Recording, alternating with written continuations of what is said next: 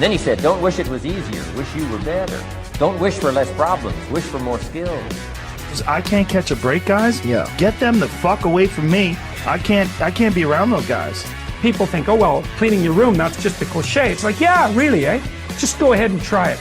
If people had any idea how powerful sleep is for healing from anything, and the fact that it's free. My mind is absolutely bulletproof, solid as a rock. Podcast. Buongiorno. Buongiorno. So today, guys, we're going to be talking about health and fitness fads and the good, the bad, and the ugly about them. So first, I think we should maybe list off some of the possible fads that we're going to talk about. So number one, I think vegan, carnivore, intermittent fasting. Any other ones you have? No. That's it. Vegan, carnivore, and intermittent. There's also like fruitarians and all that sort of stuff as well. Pescatarian. There's a lot of different diets that you can jump on. Then there's all the fitness ones. We've got like HIIT training. Then we've got I think skipping was one at one point. Loads of ropes came out. What other fads were there? There's all like running fads, all that sort of stuff. But anyway, we're going to talk about first carnivore. That's what I think is a good one. So what do you think about carnivore, Brandon? I think carnivore is actually definitely very interesting, but I feel like, again, some of the things that you said there aren't exactly fads, but I understand what you're saying when you say that. But I feel like carnivore exclusively could be a fad, but it also is a strong dietary choice as well. So again, like you could 100% sustain yourself on just meat is what you would be for talk's sake. Like there's people who have survived for years and years on just meat products and have little to no side effects. But then obviously all the nutrition literature that we've read, it would say it's like, well, what about your fiber and your microvitamins and your maybe just your microvitamins that you're going to get from plants. And again, it's like, yeah, is that a sustainable route? And it's definitely picking up popularity. But one thing's for sure is it's going to be very, very hard to get overweight on a carnivore diet, and it's going to be very, very easy to hit your protein. Yeah. So I think it's important to say that there are pros to some of these diets. Like the carnivore diet, again, I don't do it personally myself, but the people that I have seen do it online all seem to be doing pretty well with it. It seems to help them lose weight really quickly. They seem to get better skin. They seem to get a load of different benefits of it. But they do restrict those other food groups out of their system as well. And they're probably in the state of ketosis, probably in the ketogenic, I don't know, the ketogenic state. But it's not very social. It will lead you to like, let's say if you had to go out with your friends or anything like that, there you couldn't have like a big meal when you go out. You need to be a little bit more restrictive, and that's not good necessarily for a variety of foods in your diet. True. Yeah, and obviously if you're stuck eating meat the whole time, it's going to be quite boring. Yeah, so that's it. One of the things I heard Jordan Peterson talking about it once, and he was saying, like you'd have sparkling water with it, and he was like, it matters. Like if you had cold water, or if you had warm water, or if you had sparkling water, it's like when you eat meat all the time, just like that, it's it can be so boring that like whatever water you're drinking is really, really important in terms of variety because it's so restrictive. Yeah. What do you think about that compared to vegan? It's a good question. There is essential fatty acids and essential amino acids. And essential fatty acids and essential amino acids are essential because your body can't make them. So obviously there is amino acids and fatty acids that your body can make, and it doesn't need to take them in from an outside source. And in terms of essential amino acids, generally speaking, most vegetables or plant sources don't have a full profile of amino acids. And so you need to do what you call supplementary value. You basically need a supplement, like you need a pair. I actually, believe it or not, I think actually like beans and toast would be a good example. It's like, you're missing the lysine or arginine from one or the other, and so when you put them together, now you've got a full profile meal essentially. So you have to do a little bit more juggling with the vegan diet. And then there is also the argument that not all protein is as bioavailable. So just because, for talk's sake, there's 20 grams of protein in a plant food or a source that you're eating, you might only be able to absorb 12 or 18 or 15 or whatever it is, depending on the person. Maybe it's more bioavailable from gut biome to gut biome because they have the thing that it takes to break it down, whereas the other person might not. And so, there's multiple reasons as to why it could be more difficult to sustain health long term. But you're also I think that's really important. I think that's a really important point. Like your genetic profile does play a big factor into what foods you tolerate, what foods you don't tolerate, what you do well on, what you don't do well on. Like someone could do really, really well on vegan diet and they have the genetic makeup to actually do that, but then some people might not, and it can be just random. It usually comes down to basically who your parents are and what sort of ethnicity they are, where they come from. If they were from, let's say, the equatorial line, or if they're born up a little bit higher. There's a lot of stuff like that with milk. Those people are lactose intolerant, but usually people who are born closer to the poles, they usually do better tolerating it because their ancestors basically tolerated it for much longer and they have the genetic profile too. Interesting. Yeah, that's very interesting. And, Yeah, and so what's the any idea what the intolerances are up there versus down by the equator? I am not sure. I think there is something to be said about carbohydrate, carbohydrate or metabolism. So basically, a parent, I'm not 100% sure on the science behind this, but usually people who are born closer to the equator metabolize carbohydrates a lot better than people who are born closer to the poles. And then there is also a thing with I think Asian people, there's a certain percentage can't process alcohol very well. They have basically an allergic reaction to it, and their face goes all flushed, and it basically gives them an allergic response to it, which is pretty interesting too. Insane. Yeah, no, 100%. And so back to the vegan thing. So obviously, again, it's like why did the vegan fad come around? And obviously, it came around because most people are kind of concerned about being a little more ethical, and in some ways, same with carnivores. Like they're trying to be more they're working towards a goal. It's like if you're looking to be a carnivore, you probably feel like this is closer to your nature, in some regards. And with the vegans, they probably feel like that's closer to their nature. It's kind of like and they'll have the argument that it's healthier for you as well. Like both sides think that one is healthier. I think the vegans would be on the side of they think it's more ethical because they're not killing animals. I would stand pretty strongly on the side that I don't think that's a very good argument, but I could be wrong. Well, I definitely did hear obviously in order to grow crops and do monocropping, monocrop agriculture, you basically have to destroy some kind of ecosystem. Yeah, you have to eliminate all biodiversity in a certain area for one. There's supposed to be really bad palm trees. I think in South America, there's massive amounts of rainforests being cut down and destroyed just to be palm tree farms, which is and again, that's to do it at scale. That's the issue. The issue with anything is that once you start doing it at scale, it does become an issue, and especially obviously as the world is segregated, and we don't necessarily rely on different cultures, as well as we could for different things. Like, oh, you guys do the meat, we'll do the vegetables. It's kind of like, everybody's just trying to make the best of whatever land they got and trying to feed their own from within, and then obviously export whatever surplus that they have and this kind of stuff.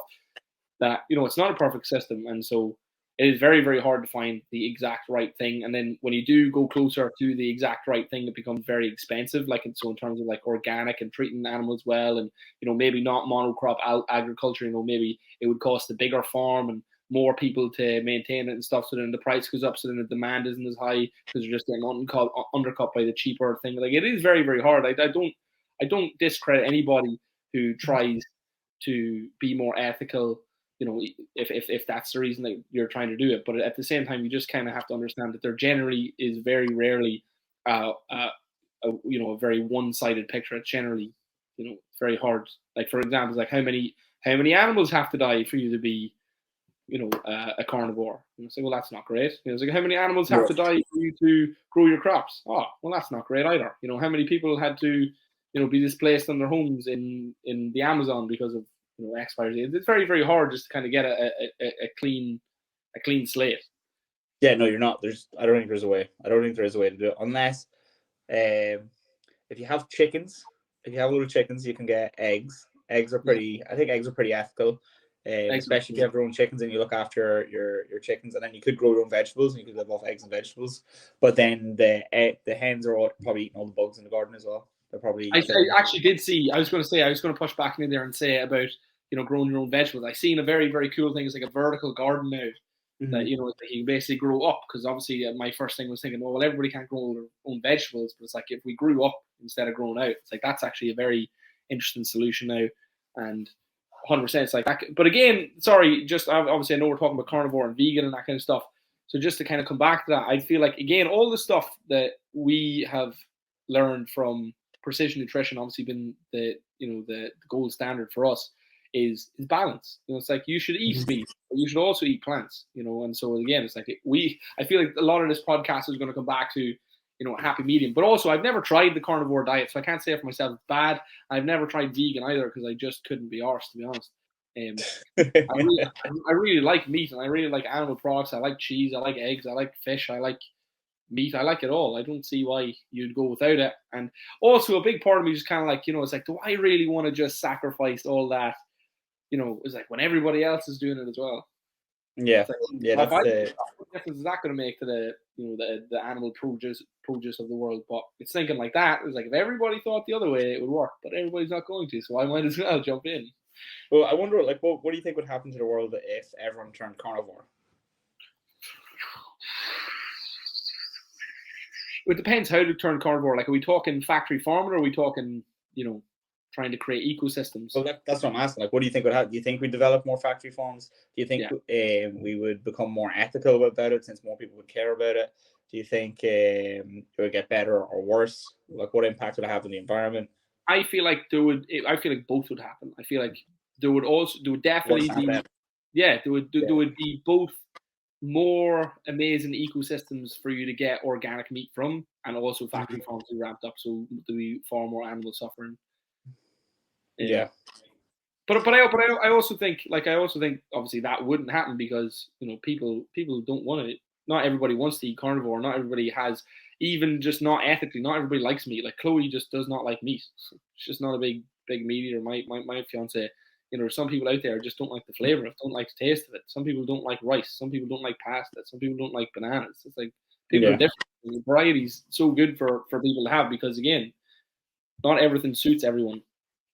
What do you think about there's a new thing that I've seen online, I'm not sure if you've seen it, but it's about people going on about vegetables and explaining that vegetables are bad for you because they have a lot of defense chemicals in them. And like these are not, it's not like fruit, like fruit is trying to be eaten so the seeds can get, but like plants, if you have broccoli, there's a lot of defense chemicals in that are trying to basically like give you inflammation and make you feel worse. Have you seen that? That is very interesting.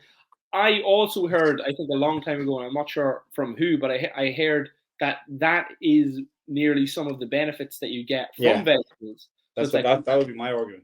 Because even when they release their stressor, it's not so much of a stressor that does you damage. It's like exercise. It's just a bit of micro damage that your body adapts to and then overcomes and creates a defense response. It's like a one-up day. You took my piece, I took two of yours, and so it's kind of like that's part of the benefit, I thought. But again, maybe for some people, it causes drastic inflammation and their bodies aren't evolved to tolerate it. Yeah, well, again, some people can't eat gluten. Some people can't eat nuts. Yeah, some people, if they inhale the air around a nut, will have go into anaphylactic shock, which is... This is why, again, making these broad sweeping statements, and that's why I don't like extreme diets generally, but it's also why I'm not against them. It's like, if all meat suits you all the time, go nuts. It's like... And then also, if we take it on past the point, like I feel like we've got very airy-fairy with our diets in today's day and age. It's like what if you just ate for health? It's like what if you really like strip away all the social nonsense and stuff that we eat and all the treat myself and this kind of stuff. If we just ate for health, it's like what do you think would be the best diet for you to eat? It would probably just be meat, fish, eggs, vegetables, honey, fruit. That's it. It's like, so all the extra bullshit would go away. Like I would maybe include like obviously include like potatoes and rice. Like probably not pasta, probably not bread. It's like it's just too too processed. I think I'd still include bread. I think bread is villainized loads. I think bread's pretty good. Especially so I think the reason why I think these fads are bad. Sorry. Just as you say that, now we're kind of shifting into, just to frame it, now we're kind of shifting into the no carb kind of territory, or even high carb territory. Yeah. So I think they're like, if we look at nutrition as like individual macros and being like, we're eliminating this, we're eliminating that, it's like we're not really taking into consideration how all this stuff works together. So like, if we are building a plate, okay, and I have just protein on it, well, then I don't get the like insulin spike, I don't get the energy spike from the carbohydrates in it. If I don't have any vegetables, so I don't get the micronutrients in it. If I don't have any fat, well, then I don't get that extra satiety that I would get from having extra fat in it. Does that make sense? Like, you need, if you have like a balanced meal is basically, Joe, a portion of protein, a portion of carbohydrates, maybe 2 portions if you're really active, a portion of vegetables, and then a little bit of fat. That's like your perfect meal, Joe. And then the sandwich. Exactly. That's what I was thinking. So like, you got your carbs, your protein, you put a little bit of salad on that as well, Joe, and you have your butter or your mayo or whatever fat you want, and then it's like, it's absolutely excellent. Like, a chicken sandwich is probably, I would say, one of the best things that you could eat. Chicken salad. Well, again, it depends on what you're putting on it. Exactly. So I think like context is also really important as well. Like, what your life is like, what the energy demands you have are, what your genetic makeup is. Like, I think nutrition is very and needs to be very individualized to your needs, your goals. Like, I think this comes back to what is good nutrition. Like, what is good nutrition? Good nutrition helps you look and feel your best. It helps you meet your goals, and you feel satisfied with your meals, and you're happy, you don't feel restricted. That's what good nutrition is. And if you aren't hitting all those boxes, then it's like, there's areas that you could improve in. And if one of those areas is like, you're not satisfied with your meals, like, we need to change it to be like, you could be hitting all your goals, you could be hitting your energy needs and all that sort of stuff, but be miserable eating your fucking. This gets a bad rap. I don't think it's that bad. I know what you're gonna say. Yeah. Fucking rice. Like, I know that gets a bad rap, but like, if you have like chicken, rice, and broccoli, John, you're sitting there eating it and you're miserable, but it's helping you hit your boiled chicken, boiled rice, and boiled broccoli. That is disgusting. But if you have like grilled seasoned chicken, like rice that's perfectly cooked, maybe cooked in a bit of stock, and broccoli that's been sautéed with garlic, I mean, that's a completely different meal. So I get what you mean. It's like, there's layers to this thing. Yeah, exactly. You could, but like, that same meal, you could turn it into a stir fry. 100%. So like, and then stir fry is very nice. Get a little bit of oyster sauce. Also, in it. You could turn that meal into a stir fry and fuck it up, and it's still disgusting. So it's like, your cooking skill is massively important for whether or not you're going to enjoy your meals, and that's a key element too. And so, one thing I would say, obviously, now we're kind of coming like into that side of things. That's one of the issues with vegan diets and carnivore diets, is obviously, it's like, most people don't enjoy them, so they can't really stick to them, and that's why they come into that fad category for me, is that they're going to fade out because most people aren't going to be able to sustain them long term. Same again, it's one of the reasons why the chicken, broccoli, and rice is getting such a bad rap, because again, people just kind of they go away from it. It is a fad because it's not sustainable. And so where we come in and we start coaching people is like, right, well, what is the diet for you? Like, how much nice food can you fit around the stuff that you should be eating to move you towards your goals? And that's the approach that I work with people all year. It's like, right, let's get out the pen, let's get out the paper, and let's find out what works for you. And then again, we kind of touched on it a little bit, is the keto thing. You know, every once in a while, someone kind of throws up the idea for keto. And the studies behind ketosis and fasting and maybe carnivore in that regard, you know, it's like, there's massive benefits to it that aren't just fat loss, obviously, or it's like, it's like ketosis, like keeping your body in its natural state of no food coming in, utilizing the fuel that it already has, starting to kind of get your brain ready for a hunt, or starting to kind of tune out all the nonsense and, right, let's get serious and let's really focus on the task at hand here. It's like that kind of approach brought in simply by your diet is massively important. And there's lots and lots of studies. And again, I don't have the studies to hand, so I'm in the middle of the podcast, but I'm pretty sure that if you look up ketosis and inflammation, ketosis and fat loss, ketosis and nearly any problem that a human being could have, you're going to see positive. What is that? Ketosis solves all the problems. But but not that it solves it, but it can definitely be a massive help because of like the fact that we just absolutely ram pack our diet full of sugar and fat and alcohol and convenience foods. That when you just step away from all that for a wee while, it has a healing effect because you're not actively doing damage through your nutrition. Yeah. But the issue is that's not sustainable for most people, and so again, goodbye keto diets. Well, so I think it should be important to define sustainable as well, because like I feel like everyone is looking for that, that key. What is sustainable? Like I wouldn't recommend like that's not very sustainable, is it? Like, what do you mean by sustainable? That's a good question. So for me, sustainable means sustainable for a 6 to 12 week period, to be honest, and that's obviously going to change for different people because what I really believe and what I do with my nutrition is it's cyclical. It's like I'm not going to be super hard on my diet 52 weeks out of the year, but it's like I might go for a 6 or 12 week stretch and then maybe take 2 or 3 weeks off that are a lot more lax. But hopefully in that 6 to 12 week period, I've built and ingrained some good habits that are going to stick around during the off season. And then again, we take an off season just so we can kind of focus on other things, not be too, uptight about your nutrition. You can kind of relax again, have that mental break, and then again go back into something else. Like I would 100% be up for doing a carnivore diet, a no carb diet, fast. Probably not vegan, to be fair. I really do like meat. I'm very sorry to any vegans listening. But for the most diets, like I'm up for trying and challenge myself with most things. But I just feel like, what are you saying? What are you thinking? What's wrong? I want to see a video of you going vegan now and how you struggle with it. I want to see a video diary every single day. Just crying with tofu on it.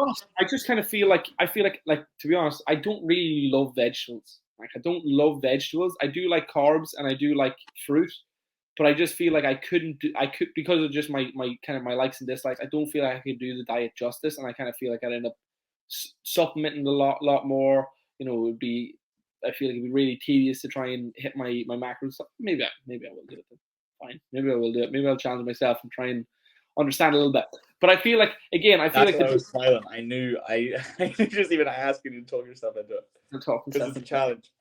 I just feel like again, it's important to kind of try and incorporate the habits long term to make yourself a more robust nutritioner, if that's a word. But I feel like if you're taking on more than you can chew, well then it's not you're and you just end up quitting, not because you decided to quit, but because you fell away from it because you couldn't maintain it. It's like, well then it's not sustainable. Yeah, that's it. You can't keep sustainable. To me just means you can keep it up and keep it up with a smile on your face most of the time. Yeah, like that's it. If sustainable just means that you enjoy it. Like the example I give for sustainability is protein, with whey protein. All right, most people can have whey protein, but what happens with some people is that they'll try it and they will try it in a way where it's inconvenient for them to have it. Inconvenient is one. They don't like it very much, and that's it. It's inconvenient. They don't like it. So because of that, the chances of them taking it consistently go way, way, way down. So you got to make it convenient for yourself to eat like this, and you got to actually enjoy it as well. So if you have a protein shake that you don't like, it's a bad flavor, and you leave your tub of protein at the back of the press, where you have to move a load of stuff out of the way to do it. It's almost like you're invested in forgetting about taking it. Like but let's say you flip it. Let's say we flip that scenario where you have a protein that you actually like. Okay, the stuff we sell here I think is absolutely delicious. I went through like a load of different proteins before. Didn't like most of them. When I say didn't like them, I was like, I could take it or leave it. Now this one, the one we have now, is absolutely delicious. I've tried all the flavors now. I wouldn't recommend it some because I was like, I only tried these 2 flavors. These are the ones I recommend these because I tried them and I like them. www.fightingfornation.com. Buy them on our shop. But I wouldn't recommend the ones that I didn't taste because I didn't try them yet, and I like all of them. But I have a sweet tooth, and these are pretty sweet.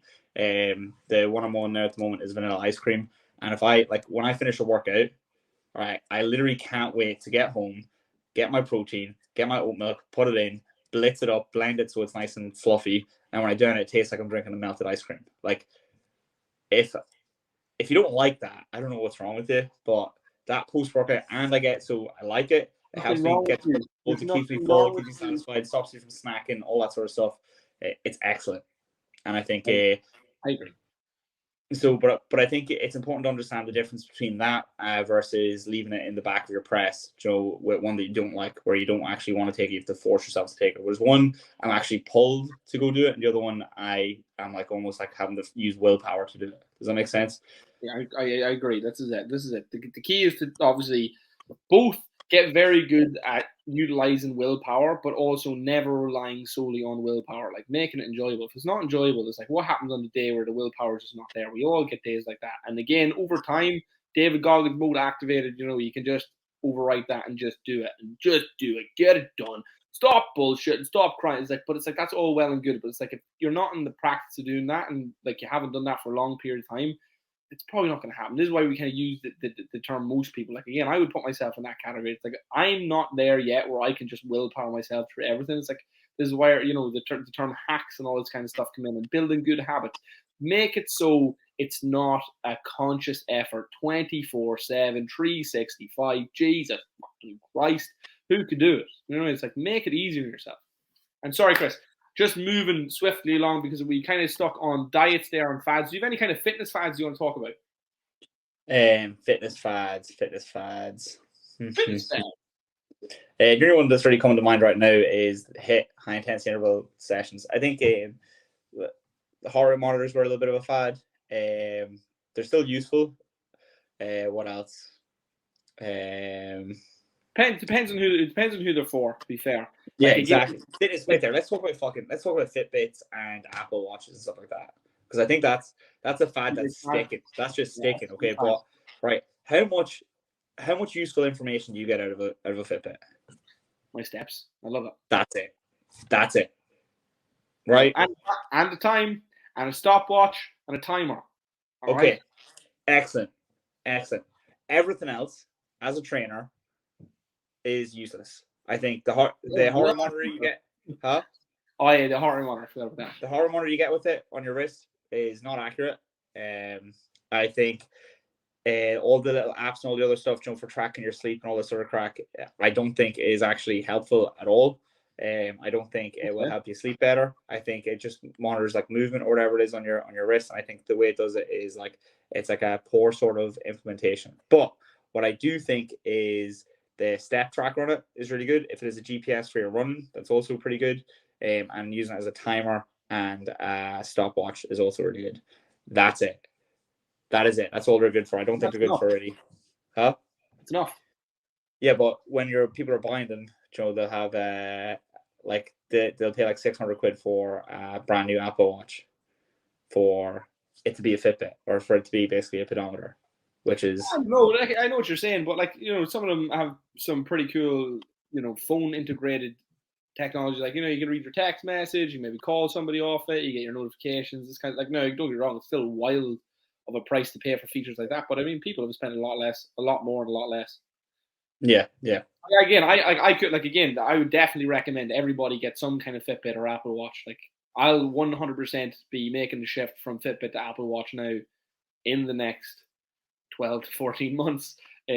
Once my Fitbit kicks it, just because it integrates my phone. I like the 3 rings idea that they have. I love the fact that it integrates with the phone. So what do you think about it telling you how many calories you have left because you burn so many during a workout? Well, so again, that's a great point, and it goes on to some of the other stuff that you said. It's like I don't mind something that's consistently wrong. Okay, go on. Not consistently wrong in terms of like the variance are too sporadic. Yeah, I think I know what you're saying. It's off by 20%. If it tells me on average I burn 2,400 calories every day, but in reality, I'm burning 2,900 calories or 2,000 calories, whatever it is, it's like I'll just use that now as my new activity set point. I'll track my calories against that, and then there you go. I've got something to work off. So I know if I was active or inactive. The same as like a weighing scales. If I get on a weighing scales and it's not tuned to the fucking gravity of the earth properly, it's like it's reading me as 75 and I'm actually 74.2. It's like, I don't care as long as I'm using that one consistently and I know that that number is down over the course of a 6-week period. Like, it's something that's, like, again, same as your watch. Like, I don't know. I for all I know, my Fitbit could be off by 5,000 steps. I haven't a clue. I've never counted 1, 2, 3. But it's like, if it's wrong, it's consistently wrong. And so again, I've got a batting average to work off. And so again, anything that is consistently showing up as something, I don't really care what the real data is, as long as I have now a number to work off that's, you know, semi-accurate or semi-consistent. Even it doesn't even need to be accurate, just consistent. Because that gives you a wall, gives you a line. It does. So go on. Do you have that on Fitbits or Apple Watches? Fitbits or Apple Watches? No. But what I was gonna do was move on to journaling and food journals and how mind fleeting is a fad that should probably stay. Is that a fad diet? Is that a fad? But it's not really a thing. It's like a thing, Joe. If someone's trying something new, I seen this online, I wanted to start mind fleeting, Joe, and then they'll start doing something like that and this will be the thing that they look for to cure all their problems. I think actually that's an important point as well, to like with fads. And the reason fads come up is because, Joe, they're sold to you because they're like, here's all the benefits. If you don't do this, you're basically doing everything else wrong. And once you do it, it will solve all your problems. Have you ever done anything like that though? Like for talks, when I started Pilates, I just thought Pilates was the answer to everything. When I started running, I thought running was the answer to everything. When I started doing yoga, I thought yoga was the answer to everything. When I started hitting my protein, I thought the protein was the answer to everything. When I started doing cold showers, I thought cold showers was the anscer to everything. Actually, that's a good example, right? That's exactly what I'm talking. That's how stuff is like marketed to people. Here's the answer to everything. But again, I don't think that it's necessarily wrong. You know, it's like once you start doing something that starts giving you a crazy amount of progress, and you start feeling like you're making progress, like that has an outward effect on everything. Like one of my favorite quotes is, the way you do one thing is the way you do everything. So it's like, if you can really dig in deep into your watch and be super consistent with it and use that as a base to build off, 100%. If you can do the same with a carnivore diet, like if you can get disciplined enough to eat a carnivore diet or a vegan diet, you know, it's like the outward effect of that is like, well, now you're the kind of person who follows a diet. You know, now that'll probably lead you to get your steps. It'll probably lead you to get more hydrated. And another thing with all these kind of fads is an interesting kind of idea of like the honeymoon period. Is that once you kind of start something new, you know, it's like you enter this period of like, this is amazing, all the benefits. And like for talks like you start a carnivore diet, the weight drops dramatically for, you know, 3-4 weeks. The vegan diet, you know, you get more energy for bum or whatever like that. Because again, you've stepped away from an old problem and into a new solution. And although that new solution might not have everything you need, it has more in it than you had at the time. Yeah. And so the distance between that is massive, and you go, this is fixing everything. Yeah, I think that's a very good point. That's a very good point. I was gonna make that case earlier about fads being a good thing as well, and to help people get motivated to make change. And that could be the stepping stone that they take to actually start their journey. So like someone, Joe, if the fad's running, Joe, they want to start running, that could be the thing that helps them lose 10 stone. Yeah. Someone starts keto, could be the thing that, like, the thing, Joe, like what's healthy is really important as well. So like in general, this is a good analogy I seen it online the other day, which is like if you switch from regular Coke to Diet Coke, all right, you've made a healthier decision. Joe, is Diet Coke healthy? It's like in that scenario, yeah. But if you switch from like just regular water to Diet Coke, is that a healthier option? It's like it might not necessarily be. Do you get me? Because the creme de la creme is like water. Do you get me? And it all works in a scale. But like switching to drinking Diet Coke over regular Coke is better because there's less calories and less sugar. You don't get that insulin spike and all that stuff. Versus, you know, going back from water to introducing Diet Coke, you get all the extra chemicals and all that jazz, all the artificial flavors and all that jazz, which there is an argument to be made that those are really bad for you. There's also an argument to be made that they're not bad for you at all. I would say, you know, the goal should be just drink water, but, you know, if you want to have a Diet Coke every now and then, that's a better decision than having an actual Coke. Does that make sense? Yeah, 100%. So any other fads?